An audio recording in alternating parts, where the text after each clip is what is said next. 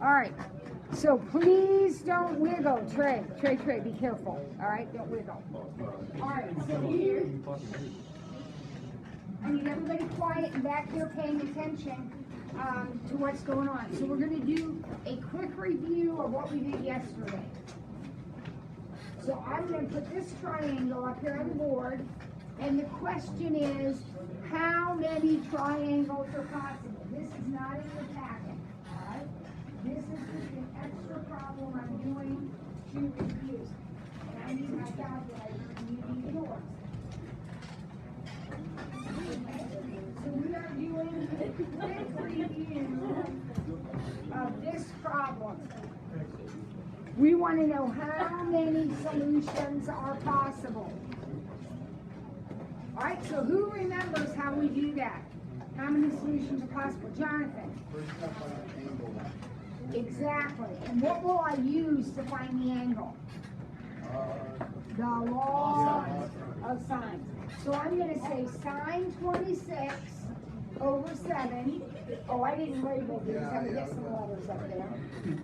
So sine 26 over 7 equals sine C over 6. Sorry, okay?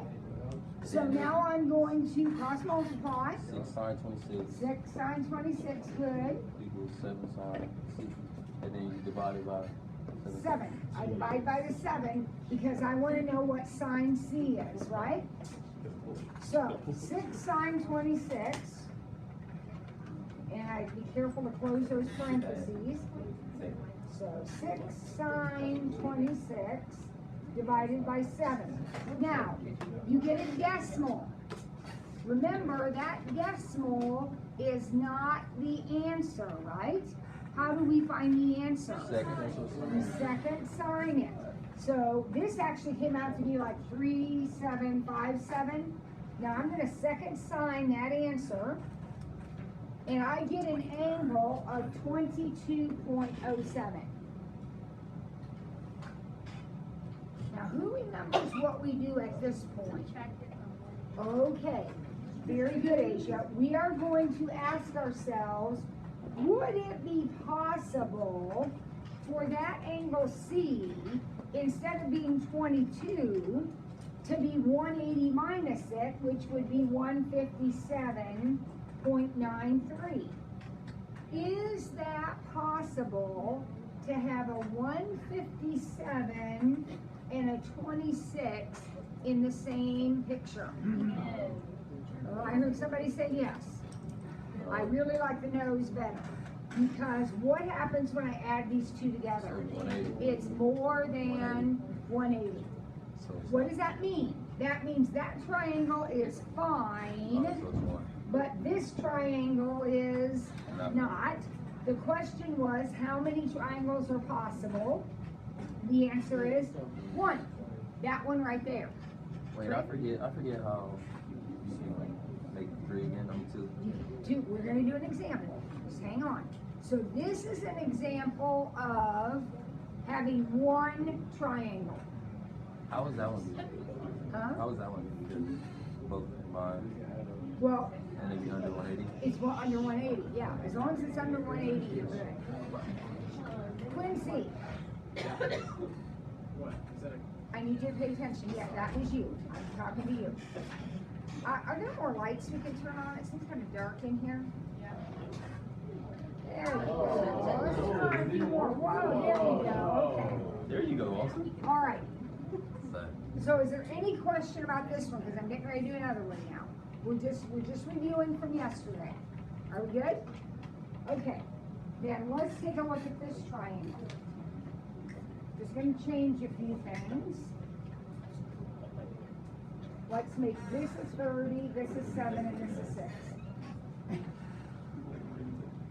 All right, here we go. The directions say how many triangles are possible. All right? So we jump in, set up our law of sines, which would look like what? Robbie Bridges, what's the law of sines going to look like here? Sine 30 over 6. Perfect. Sine 30 over 6 equals what, Robbie? Sine C over 7. Beautiful. Whoop. Sine C over 7. Now I'm gonna cross multiply, right? And Joseph James, what's the cross multiply gonna look like? 7 sine 30. Perfect. And then I'm going to solve, so I'm gonna divide by 6. So 7 sine 30 over 6 equals sine C. Now I'm gonna go to my calculator and I'm gonna type that in. So 7 sine 30 divided by 6. And I got a crazy decimal. And I typed my answer. I need to second sign that, right? And I got 35.69. Now, does anyone have a question about that? You've got to be able to get that far. You got it? Okay. Now, we check to see, could I have a 30 and the supplement of that? And how do I get that new angle? I subtract it from 180, so I got 144.31. Now, is that possible? Can I have a 30 and a 144? Yeah, it would be a weird shaped triangle, but it's possible. So this one has 2 solutions because these 2 add up to less than 180. In my first example, they added up to more than 180, so I could have counted. With me? All right. Then one more example. So I'm going to erase this. Any question about that? So you take the 30 something 0.69, you divide that, I mean you subtract that from 180, and then you add those together to less than 180. Exactly. Exactly. Got it, Jonathan? Yeah, I got it. Good job in the assembly today. Thank you. All right, so one more example. Here we go. Let's say we got a 28, a 24, and a 73. Kelly Berry, set up my law of signs. Sine 73 over 24 Beautiful. equals sine C over 3. Perfect. There we go. Beautifully done. Morgan, give me the cross multiply. 28 sine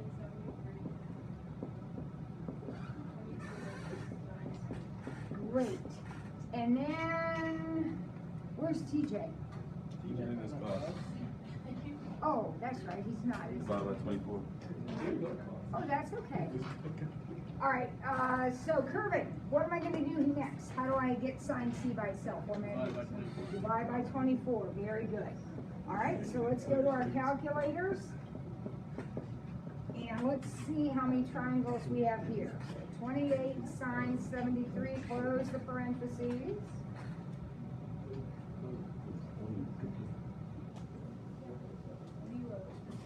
0. Why 0? Because when you typed in, okay, so you typed this in, you got a decimal, that's fine. But then when you second signed that, it came up error, which means this situation has no triangles. Are you wearing shorts? Yeah. Are you allowed to be wearing shorts? Yeah. Very fast. I'm gonna check on it. I'm gonna check on it. Yeah, I got it. It's so hot today. It's burning up. I'm sweating. Well, you have a hat on. You got on a sweater and a shirt. I mean, obviously you're hot. All right, so we have done now an example where we had one triangle, where we had 2 triangles, and where we had no triangles, right? So we've done an example of each. It's not possible to have 3. You can have either 0, 1, or 2. That's it. 0, 1, or 2. Everybody good? All right, now we're moving on to our note sheets. We're looking at section 5.6. Okay, so I want everybody paying attention. 5.6.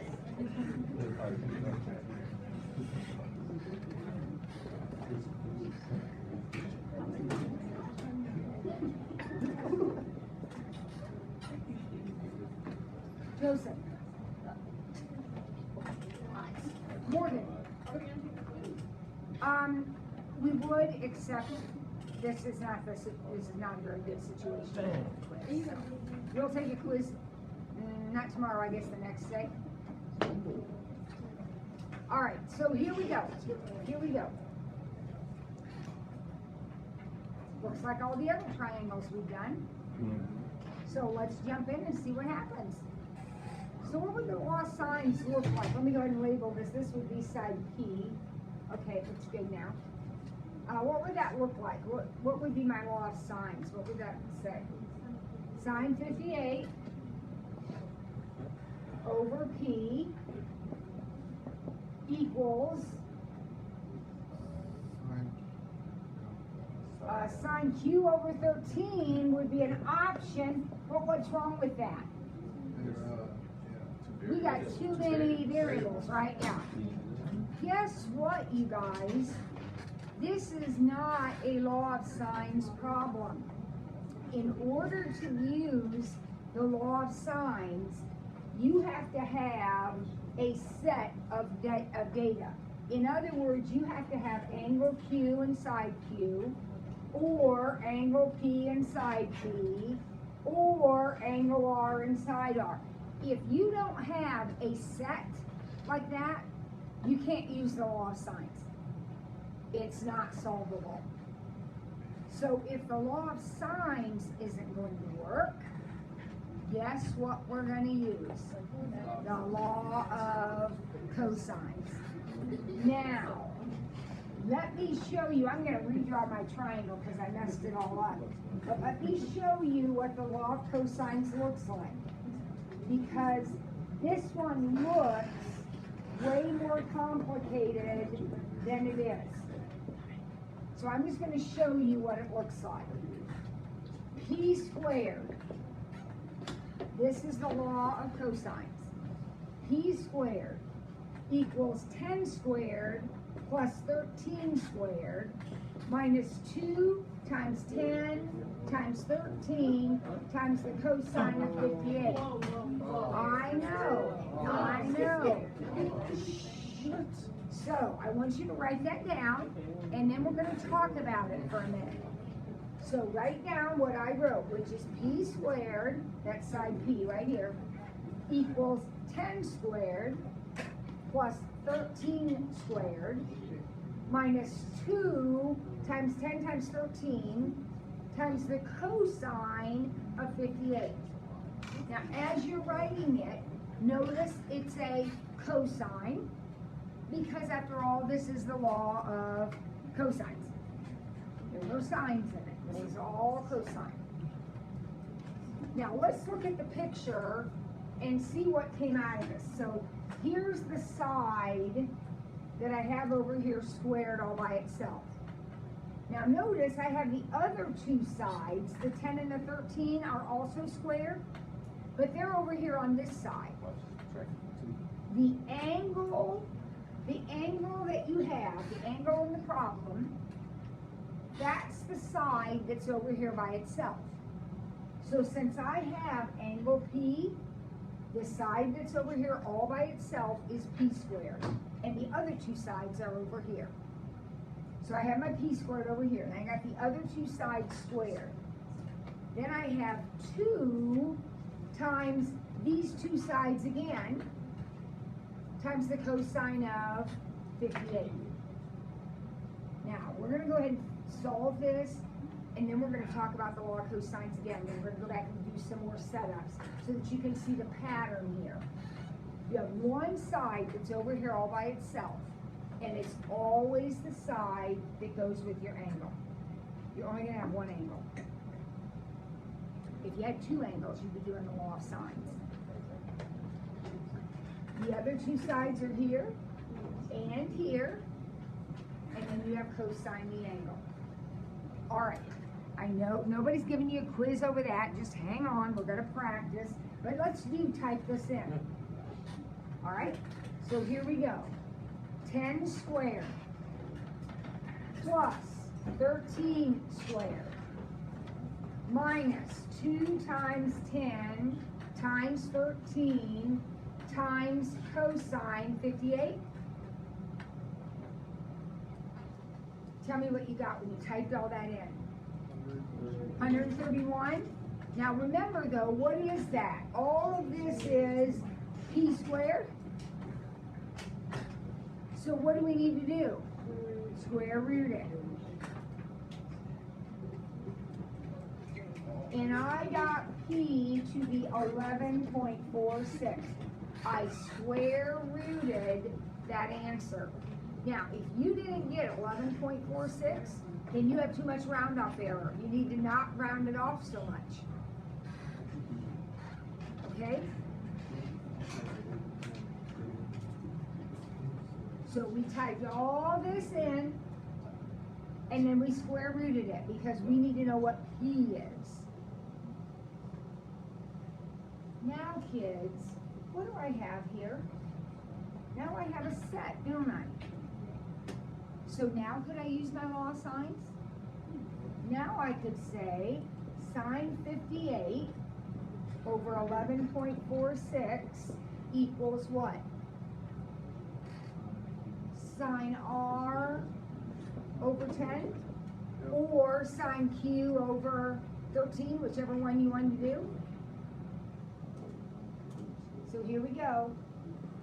10 sine 58 equals 11.46 sine R.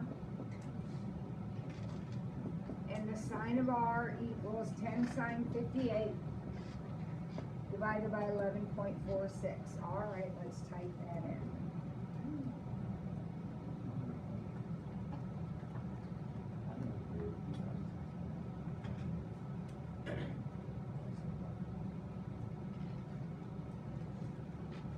I got 47.73 degrees for angle R. Did anybody else get that? Yep.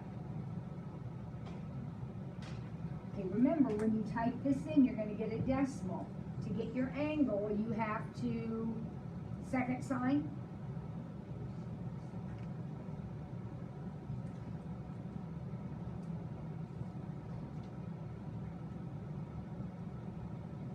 Did you get 47.73?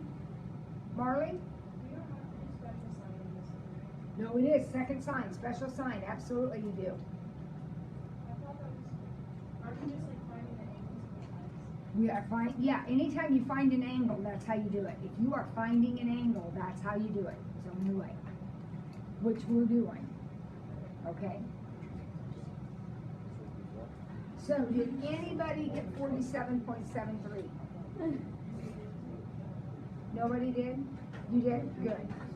Now, what about angle Q? That's the only thing left.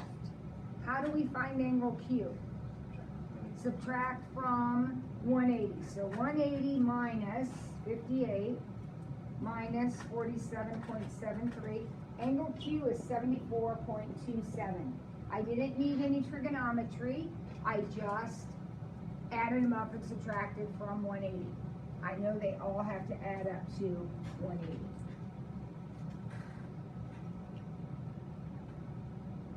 Whew, that's quite a problem. Because in that one problem, we started with the law of cosines, and then we went to the law of sines. All right, let's try another one. That was A, so now we're going to do B. Actually, no, we're going to skip and do C. We'll come back and do B in a minute. We're going to do C right now.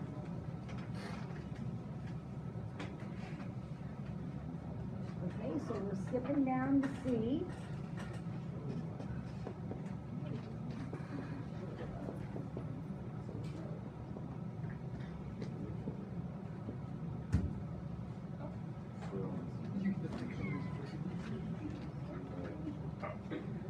All right, does anybody, based on what we've already talked about, define it? Yep.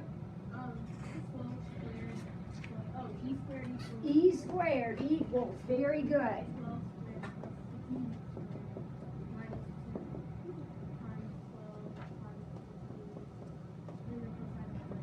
15. Exactly. Very nicely done, Deshani. She has figured out the pattern for the law of cosines. Notice the side that's across from my angle is E. So E squared is over here all by itself. E squared equals the other two sides squared. So 12 squared and 16 squared. Minus, always minus, and always 2. Then I've got my 12 and 16 again, and the cosine of my angle. So here we go. 12 squared plus 16 squared minus 2 times 12 times 16 times cosine 104. I'm just going to type it all in. Did you get 492? Yeah. All right, now be careful though. What's the 492? E squared. So now I need to square root that, and I get 22.2.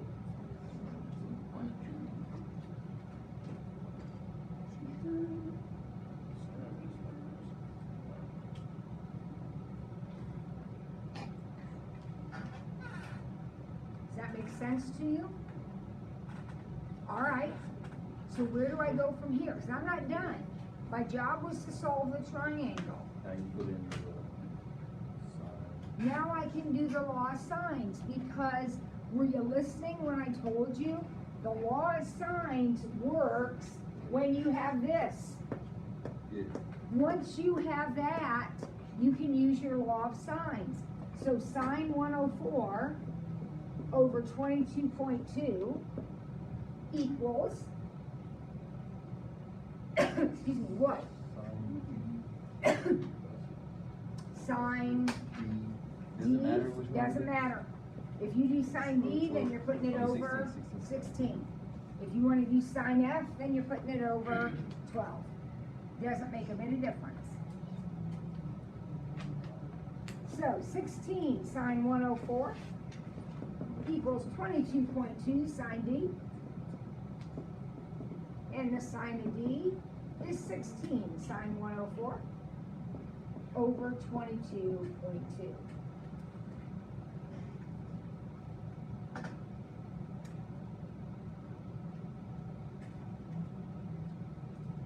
And I got, what is it, D? I got angle D to be 44.37. Now, some of you are saying, Mrs. Ford, when I type this in, I don't get 44. I get some crazy decimal like 0.699. Yes, that's right. What do you have to do to that 0.699? You have to second sign it. The only way to get the actual angle is to second sign it. So did anybody get 44.37? Now, how about F? How am I going to find F? I could do the same thing, but it would be easier, since I know both of these now, it would be easier just to subtract from 180. But could you do the law of sines again? Absolutely. You know work. And I know how some of you feel about that. 31.63.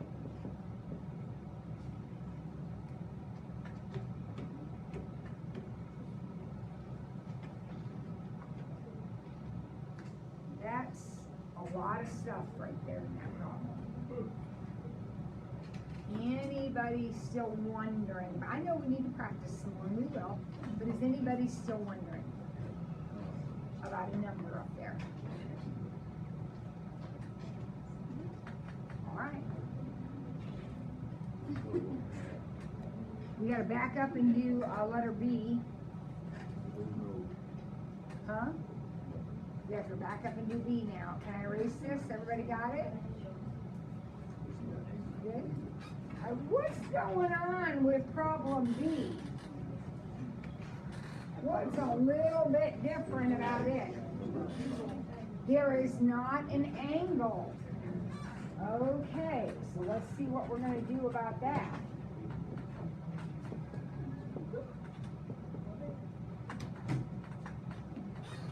All right, let's just say, for the heck of it, then I'm gonna find angle A first. It doesn't matter. I don't know any of them. I'm just saying, okay, let's just start with A. So I'm gonna find this angle. Now I need to decide if I'm gonna do the law of sines or the law of cosines. I'm gonna decide for you. Remember, if you're gonna do the law of sines, you have to have a set.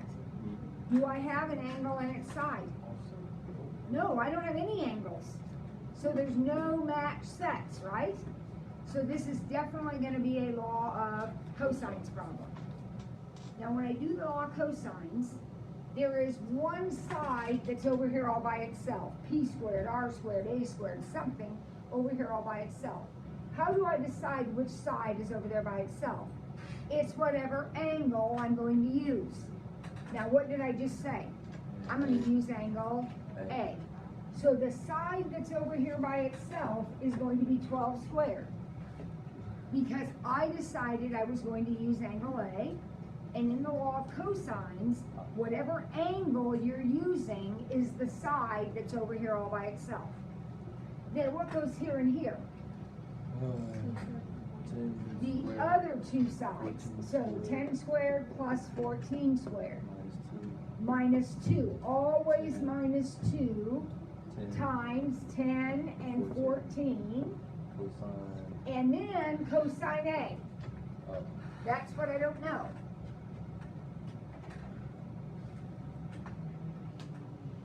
You with me?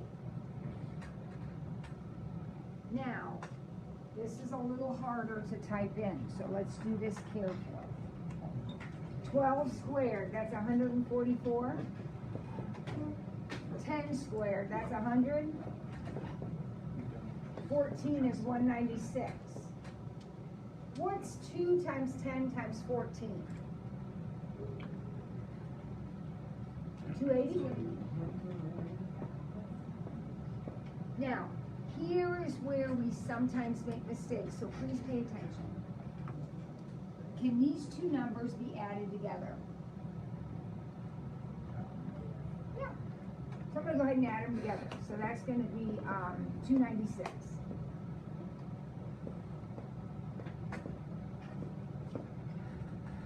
Can these two numbers be subtracted? No, because this one has a cosine hook to it, and this one does not. So where am I going to go? If I can't combine those two, what am I going to do to keep going in this problem? I'm going to move the 296 over here. So what's 144 minus 296? Negative 152 equals negative 280 cosine A. So I went ahead and added these together to get 296. Then I had to move the 296 over. So now I have this. Now what do you think I should do? Divide. So we have 152 over 280 equal to cosine A. What happened to the negatives? There were negatives. What happened to them? Cancel.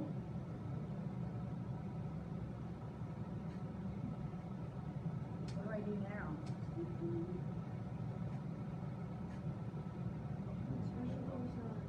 Special cosine. So I'm going to second cosine 152 divided by 280. And angle A is 57.12 degrees.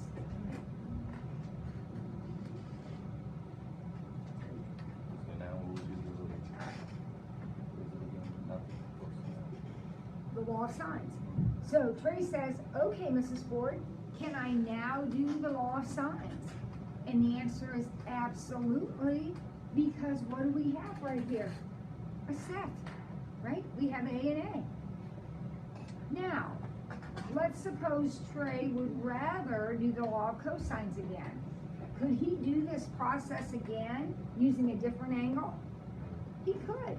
So if you really like the law of cosines, you can do that. Personally, I'd rather do the law of sines.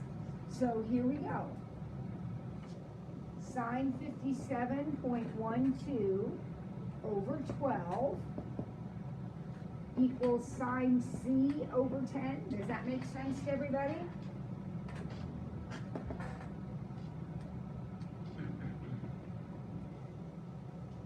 So 10 sine equals 12 sine C. So I'm going to figure out that angle.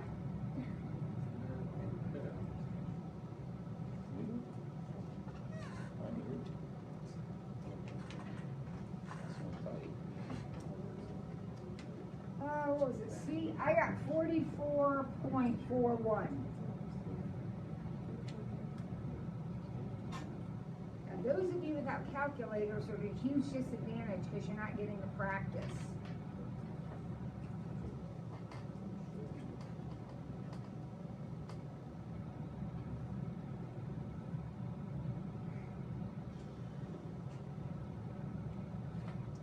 Anybody agree with that? 0.41. Then how do I find my last angle? Subtract from 180.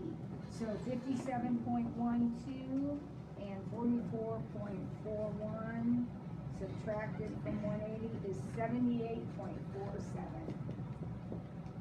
And you just solved the triangle, again, using the law of cosines first, and then the law of sines.